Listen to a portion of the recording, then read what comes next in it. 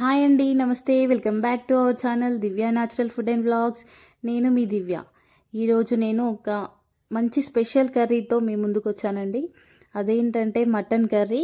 అది కూడా మనం మట్టి గిన్నెలో చేయబోతున్నాం. అది ఎలాగో చూసేద్దాం. దీనికోసం నేను 750 గ్రామ్స్ మటన్ని తీసుకున్నాను. ఆ తర్వాత 2 స్పూన్ల ఎండుకారము, 1½ spoon Kashmiri Lal chilli powder తీసుకున్నాను. ఆ తర్వాత సాల్ట్ని 1 స్పూన్ వరకే యాడ్ చేస్తున్నాను. తర్వాత జింజర్ గార్లిక్ పేస్ట్, అల్లం వెల్లుల్లి పేస్ట్ని 1½ స్పూన్ యాడ్ చేశాను. ఈ మటన్ కర్రీని నేను మట్టి గిన్నెలో చేయడం ఫస్ట్ టైం అండి. చాలా ఎగ్జైటింగ్గా ఉంది నాకు ఎలా వస్తుందో అని.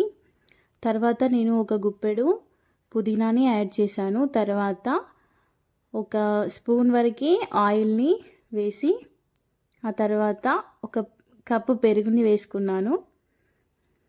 వేసుకొని మంచిగా ముక్కలకి పట్టేలాగా మంచిగా కలుపుకోవాలి మసాజ్ చేస్తూ.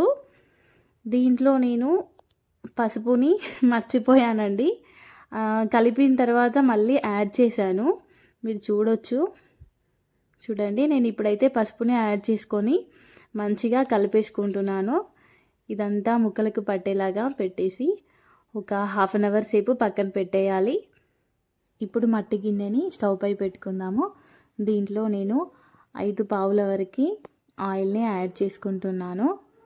ఇలా ఆయిల్ని వేసుకొని మంచిగా హీట్ అవ్వనివ్వాలి.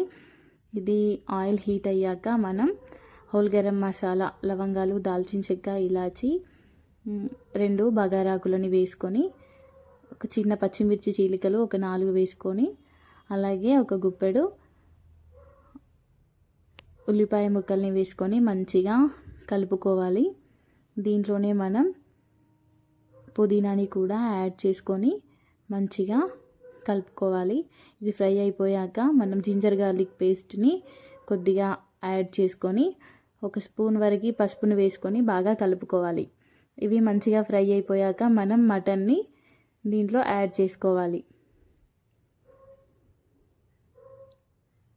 మటన్ వేసుకొని బాగా కలుపుకొని 5 నిమిషాల పాటు మూత పెట్టుకొని ఉడికించుకోవాలి. చూడండి, మటన్ అయితే చాలా బాగా కనిపిస్తుంది కదా మట్టి గిన్నెలో. ఇలా మనం మంచిగా కలుపుకొని మూత పెట్టేసుకోవాలి. ఇలా ఒక 5 నిమిషాల తర్వాత చూస్తే ఇలా నీళ్ళు వస్తూ ఉంటాయండి. మటన్ నుంచి నీళ్ళు వేరైపోతుంటాయి. ఇలా వాటర్ బయటికి వస్తున్నప్పుడు మనం మూత తీసి మళ్ళీ ఒకసారి కలుపుకొని దానిపైన ఒక గిన్నెలో వాటర్ వేసుకొని మూత పెట్టుకోవాలి. మటన్ని కలుపుకున్న గిన్నెలోనే నేను వాటర్ని యాడ్ చేసుకొని దానిపై పెట్టుకున్నాను. ఆ తర్వాత కొబ్బరి, కొద్దిగా కాజు, లవంగాలు, దాల్చిన చెక్క, ఇలాచీని వేసుకొని ఇలా మెత్తటి పేస్ట్లా చేసుకొని పక్కన పెట్టుకున్నాను. ఆ తర్వాత చూడండి, మటన్ కర్రీ అయితే ఇలా ఉడికిపోతుంది. ఇలా ఉడికిన తర్వాత మనం ఆ మిక్సీ పట్టుకున్న గ్రేవీని వేసుకొని బాగా కలుపుకొని మూత పెట్టుకోవాలి. దీంట్లోనే సరిపడా సాల్ట్ని వేసుకొని మూత పెట్టుకోవాలండి. ఇలా సాల్ట్ని వేసుకొని మూత పెట్టుకున్నాక మనకి ఇప్పుడు మటన్కి అయితే మసాలాలు మొత్తం పట్టేస్తాయి. ఇలా మళ్ళీ మూత పెట్టేసుకున్నాక తర్వాత ఒక 10 నిమిషాల తర్వాత తీసి మనం గిన్నెలో వాటర్ వేసి పెట్టుకున్నాం కదా, ఆ వాటర్ని మటన్లో వేసుకొని స్లోగా కుక్ చేసుకోవాలి. నేను మీడియం ఫ్లేమ్ మీద పెట్టేసి దాదాపు ఒక 1 అవర్ వరకు కుక్ చేసుకున్నాను. ఇలా వాటర్ని వేసుకొని 1 అవర్ వరకు కుక్ చేసుకున్నాను. ఇలా కుక్ చేసుకుంటుంటే మా మావయ్య చెప్పారు, మామిడాకులు వేస్తే తొందరగా ఉడుకుద్ది బిడ్డ అని అంటే, సరే అనేసి నేను ఇలా 2 మామిడాకుల్ని యాడ్ చేశాను. మామిడాకులు వేయడం వల్ల మటన్ తొందరగా ఉడుకుద్దట మా మావయ్య చెప్పారు.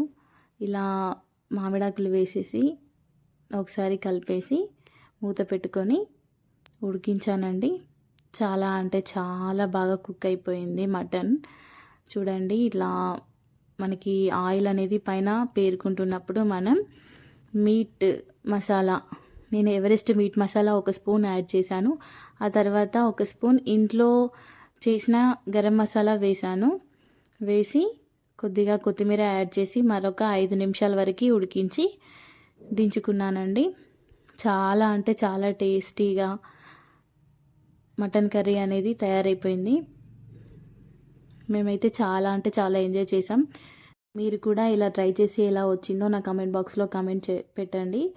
మీరు కొత్తగా నా ఛానల్ని చూస్తున్నట్లయితే ఛానల్ని సబ్స్క్రైబ్ చేసుకోండి, లైక్ చేయండి, షేర్ చేయండి. Thank you for watching. Bye bye.